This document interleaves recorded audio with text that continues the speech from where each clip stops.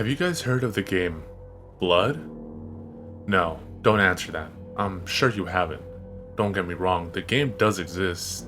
It's just considered abandonware. Here's a little lesson for you. When 3D Realms was celebrating their success for Duke Nukem 3D, they began two projects right after. One was called Shadow Warrior, while the other one was called Blood.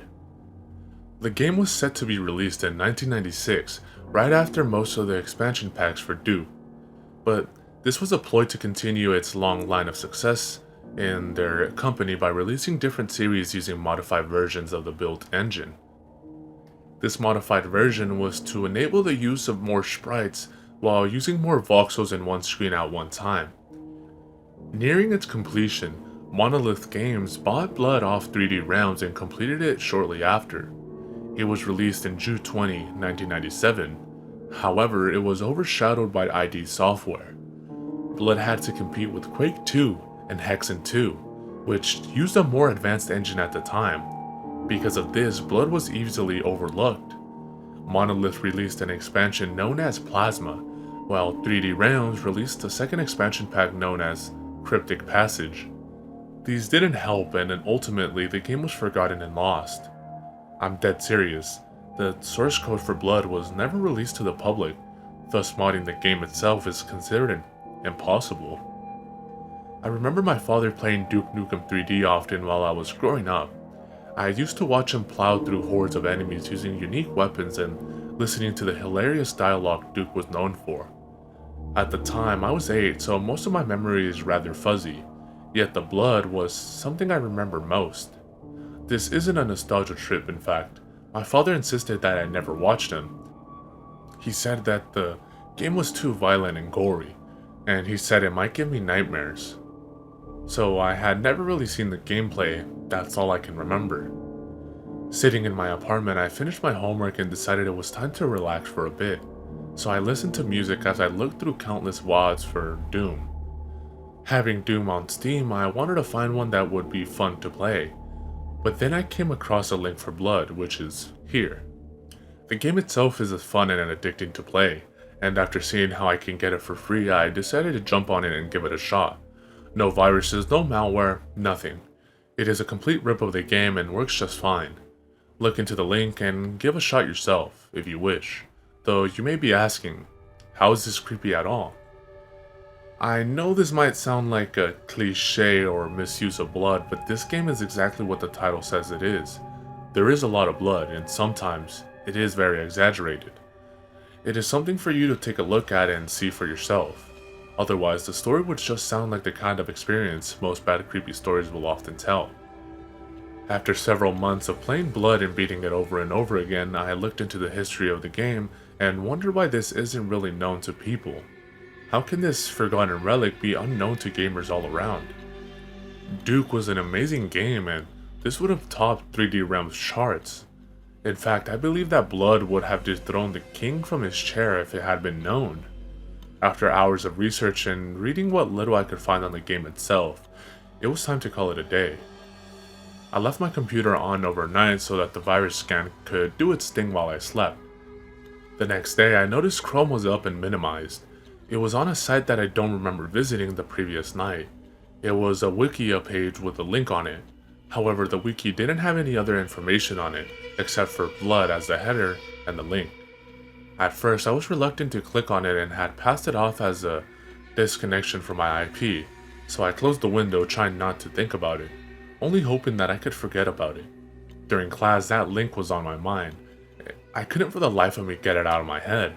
I knew if I had clicked on it, something weird or stupid might have happened. But curiosity got the better of me, and I went to my history, finding and opening the page with the link. I did what anyone would do. I clicked the link, which only refreshed the page and populated it with information about Blood and another link containing a modified version of the game. Red flags flew into my mind. The source code was never released, so how can a mod exist? I closed the window saying fuck it. About 5 minutes later, my computer detected a virus and I freaked out a bit. It took some time to clear up the mess that the link had given me, but I was able to contain it.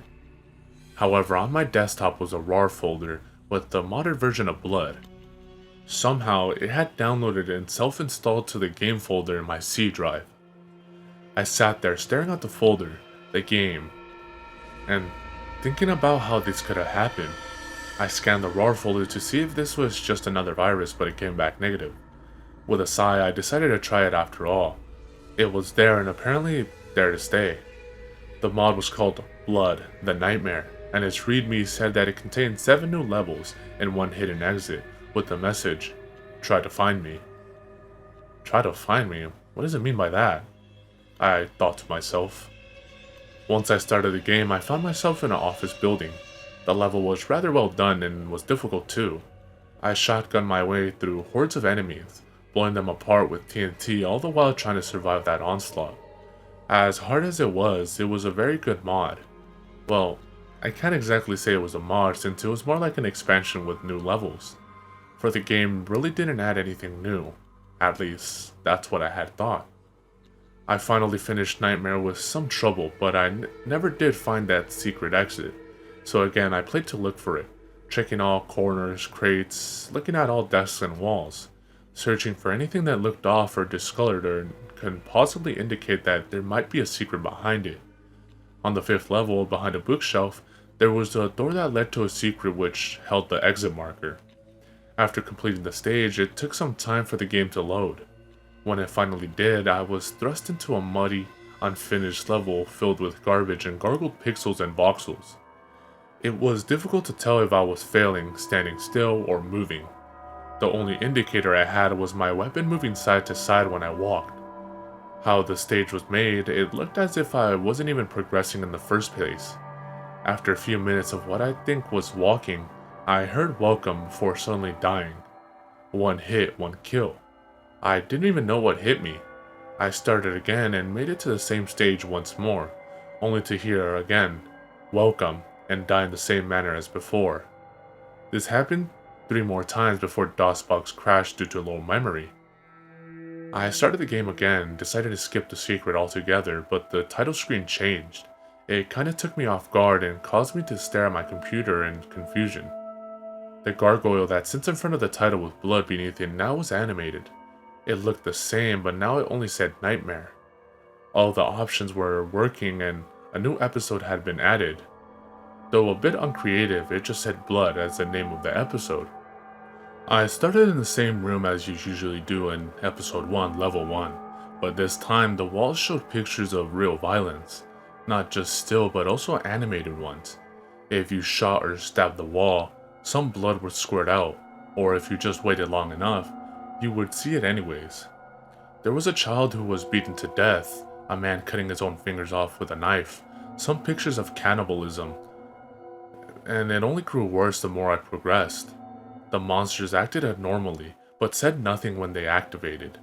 Not only that, but they moved much faster.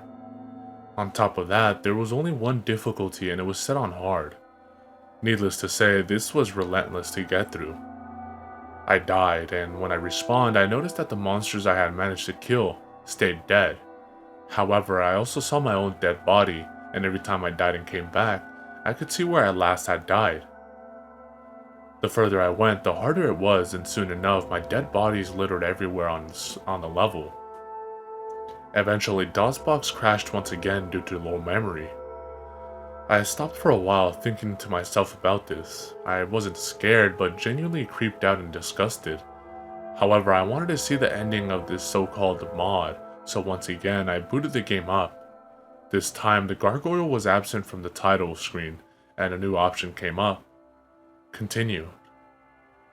I spawned in the same room as you do when you start episode 1, level 1 again, and I saw that the textures were back to normal. When I jumped out of the grave, I noticed my body laying in front of me. All of the secret items were missing, along with all of the weapons. All I had was the pitchfork, and I found more of my bodies laying on the ground, more and more, littering the entire area. The monsters that were there were now completely static and turning their view away from me. Even when I circled them, they were looking in the opposite direction. They could be killed but just wouldn't attack me. When I reached the end of the stage, there were countless bodies of myself. The game didn't let me go to the next level. Instead, I lost control of my character. It turned around and I watched the player character try to defend himself and try to get away from himself. The other character said nothing at all but stabbed me as much as it could while I was attempting to run away. I heard my character wheezing and breathing hard as if genuine fear took over. I watched as more of the bodies rose and walked slowly towards my location, like how some of the monsters would normally do when they were trying to get you, but with much smarter AI. I watched as the heroes struggled and tried to get away.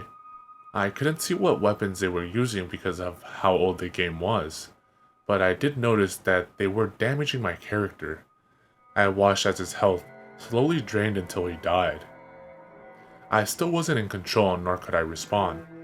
I just saw the camera point upwards and look into the hundreds of NPCs that looked like my character. Then they all turned in one direction as if they were looking at something. The final boss of the game walked up and stood in front of me, swinging his arm. The screen flashed red and spurts of gore flew upwards. I shut the game down and took a deep breath, having a cigarette to calm me down. I went back to the wiki site that had the link, but surprise surprise, the site didn't exist anymore. I used to think that scary stories of supposedly haunted games were just make-believe, but now that I have something to happen to me I can't exactly explain, it's hard to think what's real and what's not anymore. After my smoke, I rebooted Blood again. Nightmare wasn't there. In fact, the RAR folder and everything inside of it was missing, all except for one text file which read, "You still didn't find me." I deleted the message in the folder. I wasn't gonna look. It was not worth my sanity. I will still play the original game, but that, not again.